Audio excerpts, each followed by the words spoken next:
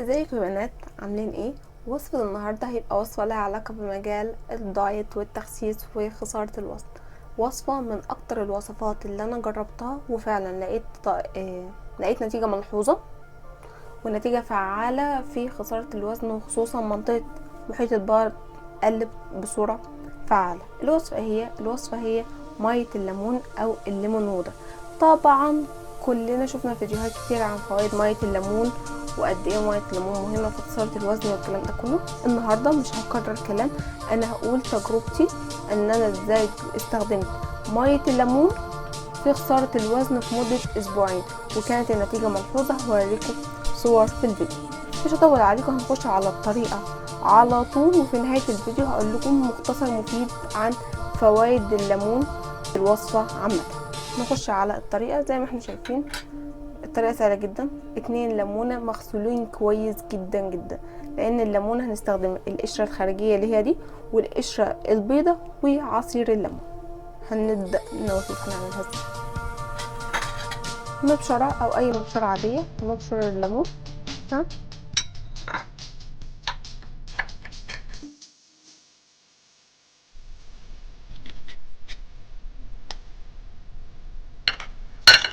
وبكده نكون خلصنا بشر الليمون. بالمنظر ده كده عندنا بشر الليمون. هنسيبه على جنب دلوقتي، ونجيب بقى الليمون نطلع العصير بتاعها.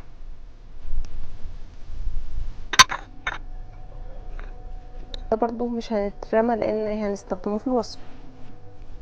وبكده هو ده عصير الليمونتين، برضو هنسيبه على جنب.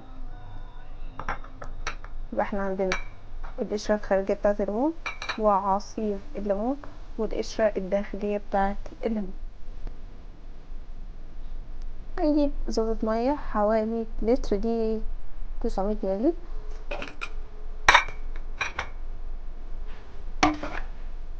ربعها مية عادية.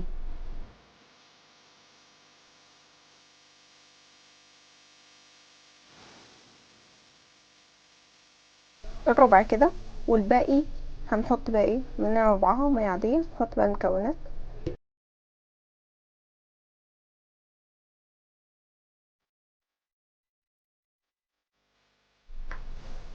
ندخل على العصير.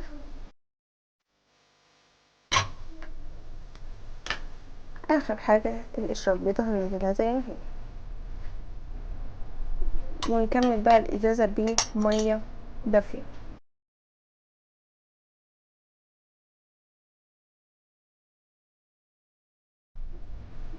وهنسيب ازازة المية تهدى شوية ونشربها. اول حاجة بقى احنا هنتناولها ازاي. قبل الفطار بربع ساعة هناخد كوباية من مية الليمون دي ونسيبها جنبنا على فترات على فترات. كل ما تحسي تشربي تحطي منها، تخلي الازازة دي على مدار اليوم. ولمدة اسبوعين ان شاء الله هتلاقي النتيجة ملحوظة في خسارة الوزن، وخصوصا محيط البطن. دي كانت تجربتي مع مية الليمون، واللي جربتها فعلا لمدة اسبوعين وقل محيط البطن عندي حوالي 5 سنتي.